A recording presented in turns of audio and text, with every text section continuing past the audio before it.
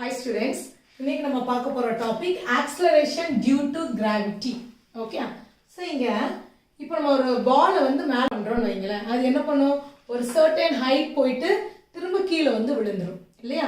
So நீ நல்ல force கொடுத்து மேல தூக்கி த்ரோ பண்ணாலும் என்ன ஆகும்? அதை விட கொஞ்சம் height போயிட்டு again it will fall down. Okay?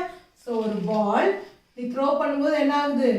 So ஒரு maximum height போயிட்டு திரும்ப வந்து என்ன ஆயிருது கீழே வந்து விழுந்துருது ஓகே சோ ஏன் நம்ம யுனிவர்சல் லா ஆஃப் கிராவிடேஷன்ல என்ன பார்த்தோம் every two objects will attract with each other with force னு பார்த்தோமா சோ இங்க பால் யார் அட்ராக்ட் பண்றா எர்த் வந்து அட்ராக்ட் பண்ணுது ஓகே சோ இங்க பால் எர்த் இவங்க ரெண்டு பேருக்கு நடுவுல ஒரு அட்ராக்டிவ் ஃபோர்ஸ் இருக்கு ஓகே சோ எர்த்னுடைய மாஸ் அதிகம்னால நம்ம ஆல்ரெடி பார்த்திருக்கோம் இல்லையா இத எர்த்துடைய மாஸ் அதிகனால என்ன பண்ணுது சோ மாஸ் அதிகமா இருக்கறனால அங்க இருக்கிற ஃபோர்ஸ் எப்படி இருக்கு அதிகமா இருக்கு ஓகே சோ இந்த பால் வந்து என்ன ஆகுது கீழ வந்து விழுது சோ இந்த ஃபோர்ஸ் நம்ம என்ன சொல்லுவோம் கிராவிடேஷனல் ஃபோர்ஸ் னு சொல்லுவோமா சோ இங்க எர்த் இருக்கறனால இத நான் என்ன சொல்றேன்னா gravitational force due to earth அப்படி சொல்றோம் okay gravitational force due to earth or we can say earth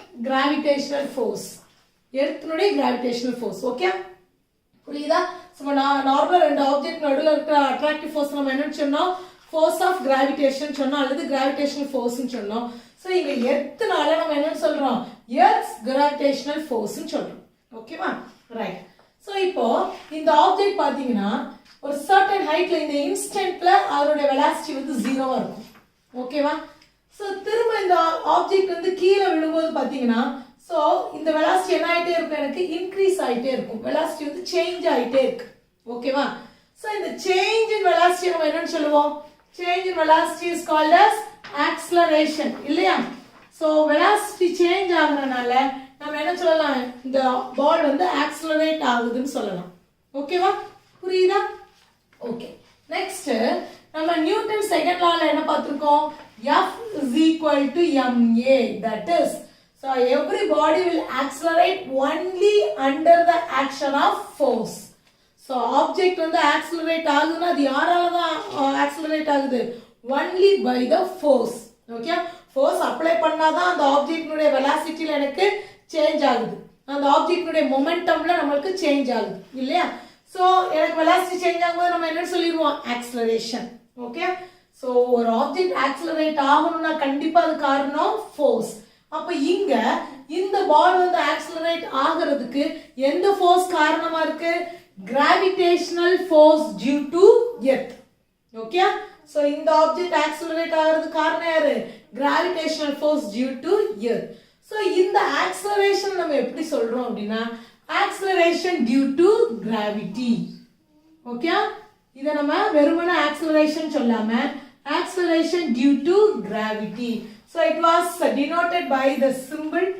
g okay so already நம்ம gravitational constant ஒன்னு பார்த்தோம்ல ஒரு symbol அது என்னது capital G but இது வந்து acceleration due to gravity so that is small g ஓகேவா புரியுதா உங்களுக்கு சோ இந்த g னுடைய வேல்யூ இந்த ஃபோர்ஸ் வந்து நமக்கு என்ன பண்ணுதுன்னா கான்ஸ்டன்ட் ஆக்ஸலரேஷனை தான் கொடுக்குது ஓகே சோ அந்த கான்ஸ்டன்ட் வேல்யூ என்னன்னா 9.8 metre per second square since it is acceleration the unit is meter per second square so acceleration value என்னது 9.8 metre per second square okay சரி இங்க எப்படி பார்க்கலாம் இப்போ இந்த ஆப்ஜெக்ட் வந்து ஒரு செகண்ட் கழிச்சு எனக்கு ஒரு பிளேஸ்ல டிஸ்ப்ளேஸ் ஆகுது சோ இங்க அதோட velocity என்னதா இருக்குன்னா 9.8 metre per second okay so திரும்ப அடுத்த ஒரு 1 செகண்ட்ல ஓகே சோ அடுத்த 1 செகண்ட்ல வந்து வேற ஒரு இடத்துல டிஸ்ப்ளேஸ் ஆகுது சோ அங்க அதோட velocity என்னதா இருக்குன்னா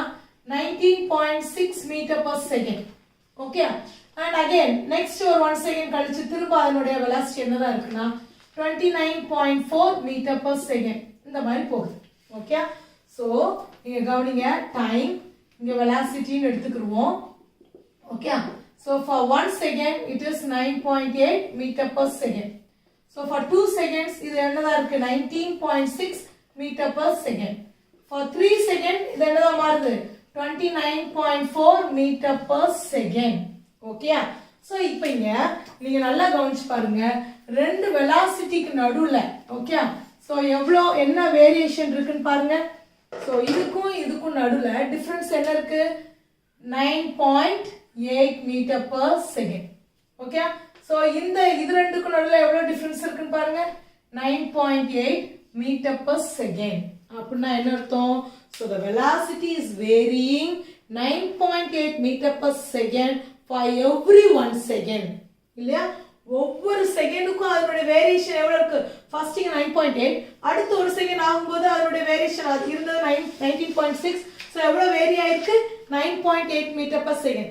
அடுத்து ஒரு 1 செகண்ட் எடுத்து பாரு, 29.4 ஆயிருக்கு. அப்பனா இதுக்குள்ள டிஃபரன்ஸ் என்னதா இருக்கு? 9.8. சோ இங்க என்ன மீன் பண்றாங்க? For every 1 second the velocity is varying 9.8 meter per second. புரியுதா? என்ன அர்த்தம் புரியுதா உங்களுக்கு? இந்த ஒரு லைன் கொடுத்துப்பாங்க. சோ ரீசன் வந்து இப்படி தான் நீ அண்டர்ஸ்டாண்ட் பண்ணணும். ஓகேவா? சோ இந்த g உடைய வேல்யூ வந்து என்னது? 9.8 metre per second square. So acceleration என்னன்னு சொல்றோம்? is constant 9.8 meter per second square. So gravitational constant g ஐயும் இதையும் குழப்பிக்காதீங்க. ஓகேவா? Okay. Thank you students. Students, உங்களுக்கு இந்த வீடியோ பிடிச்சிருந்துச்சுன்னா கண்டிப்பா subscribe பண்ணுங்க and உங்க ஃப்ரெண்ட்ஸ்க்கு ஷேர் பண்ணுங்க. Thank you.